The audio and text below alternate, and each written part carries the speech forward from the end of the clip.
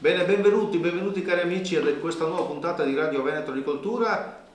Oggi vedete abbiamo una persona che forse non ancora tutti gli amici veneti in particolare conoscono, forse quelli lombardi sì, forse quelli piemontesi pure. Tino Arosio è il nuovo direttore di Coldiretti Veneto, è qui da pochissimo e allora abbiamo deciso di fare questa puntata di Radio Veneto Agricoltura con lui perché cerchiamo di approfondire alcune cose. E allora, innanzitutto benvenuto. Grazie, Spero, un caro saluto a chi ci ascolta. e io spero che il Veneto ti abbia accolto bene, abbiamo deciso di darci del tu, quindi cerchiamo di essere molto friendly e molto amichevoli e anche molto concreti nei vostri confronti per farvi capire delle cose significative. Allora, la prima domanda è: tu vieni allora dalla Lombardia, poi Piemonte e quindi arrivi nel Veneto, cosa pensi dell'agricoltura veneta?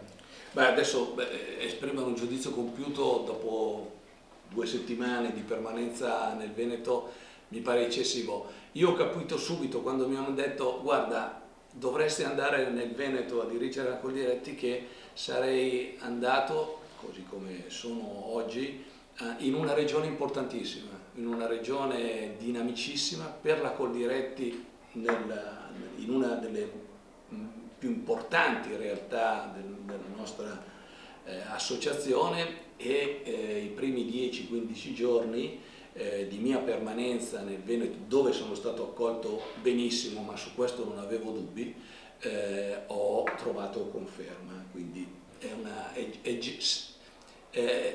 l'ho visto dall'interno, gente che non sta ferma, gente che prova ad immaginare che cosa potrebbe accadere, prova a immaginare una risposta a ciò che potrebbe accadere. Allora, sempre con un occhio diciamo tra dentro e fuori, ecco, quali ti possono sembrare i punti di forza dell'agricoltura veneta e magari se hai anche idee di quali sono i punti di debolezza?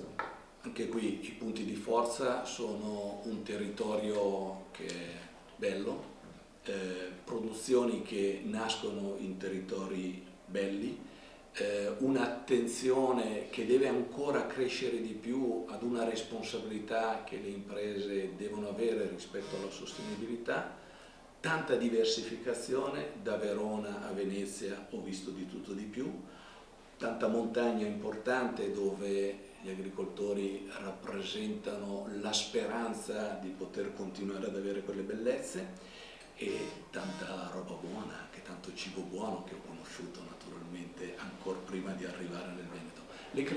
La criticità, se mi permetti, sintetizzo veramente così. Io credo che ci sia una criticità che è comune a tutto il territorio nazionale. Noi facciamo delle cose belle, delle cose buone. Noi manteniamo il territorio e lo dobbiamo fare sempre di più affinché diventi un patrimonio sempre di più per tutti, ma le imprese continueranno a volere e a poter fare questo mestiere a condizione che ci sia una soddisfazione economica. Per cui se io devo dire qual è la criticità che anche produzioni così importanti nel mondo, non solo nel Veneto, hanno, è quello di filiere positive dove tutti i soggetti abbiano una soddisfazione economica. Purtroppo oggi non è così tutti i settori, penso all'ortofrutta, ma ce ne potrebbero essere molti altri di esempi. Allora restiamo sull'ortofrutta, perché come il rapporto di Veneto Agricoltura che è stato recentemente emanato proprio sull'andamento dell'agricoltura veneta nel 2019, l'anno scorso, segnala proprio per l'ortofrutta una criticità significativa, anche determinata da queste emergenze. Ci sono molte emergenze, la cimice asiatica è sulla bocca di tutti, ma forse le persone non di area non sanno che il kiwi veneto ma tutto il kiwi italiano è stato colpito da questa emergenza importante. In più abbiamo anche la drosofila, questa moschetta che anch'essa punge le colture e quindi crea dei problemi. Quindi abbiamo delle emergenze importanti. Queste cose che tu stai dicendo dicono, io credo che il pubblico che ci ascolterà non è solo fatto da agricoltori, dicono a che cosa è esposto il mondo agricolo. È veramente un'officina a campo aperto. Arriva la cimice, arriva da un paese lontanissimo, le frontiere non esistono, i controlli esistono ma spesso non riescono ad intercettare queste cose che poi producono la distruzione di pezzettini di agricoltura importante.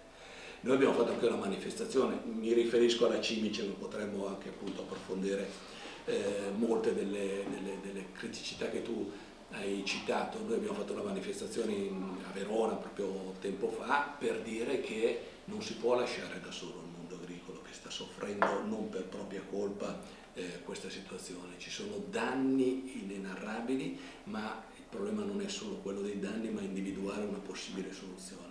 L'Italia non può fare a meno del Made in Italy e in particolare dell'ortofrutta, per cui ci vuole un gioco di squadra del sistema Italia, l'Europa che si deve prendere in carico anche la messa a disposizione di risorse e tutti coloro i quali sono deputati a studiare queste cose qua, trovare l'antagonista, perché non possiamo permetterci questa situazione. Aggiungo, se me lo permetti, che la Cimice ha aggiunto un problema ad un altro grandissimo problema, la mancanza di remunerazione del prodotto agricolo.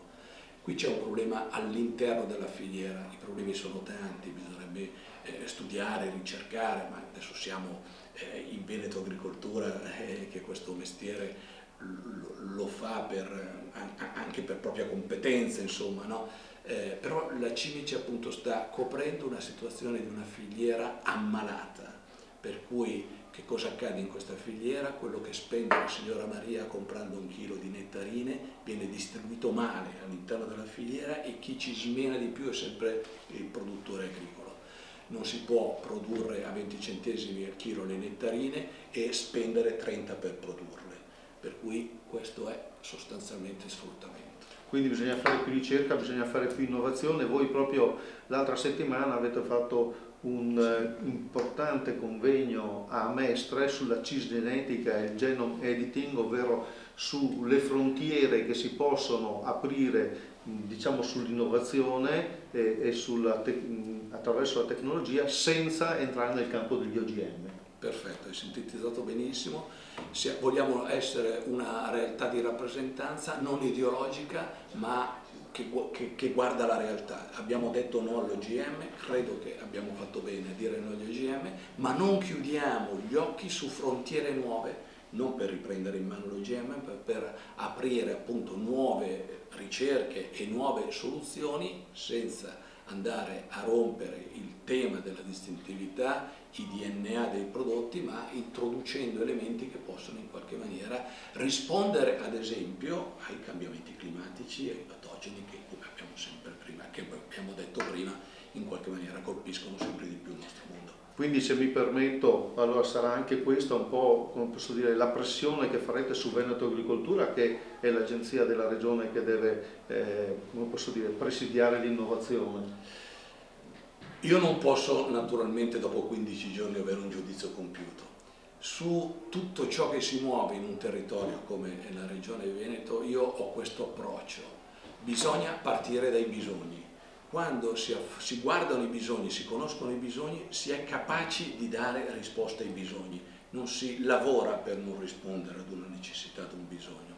Io credo che Veneto Agricoltura, che mi farebbe piacere conoscere sempre di più dopo questo primo approccio, appunto possa essere un interlocutore indispensabile per rispondere a questi bisogni. E speriamo che lo possa essere. Adesso andiamo velocemente con altri 2 temi, così chiudiamo, e ringraziamo Tino Arosio veramente per questa sua disponibilità. Allora, recentemente, la settimana scorsa, l'Unione Europea ha aperto i ragionamenti sul bilancio. Sì.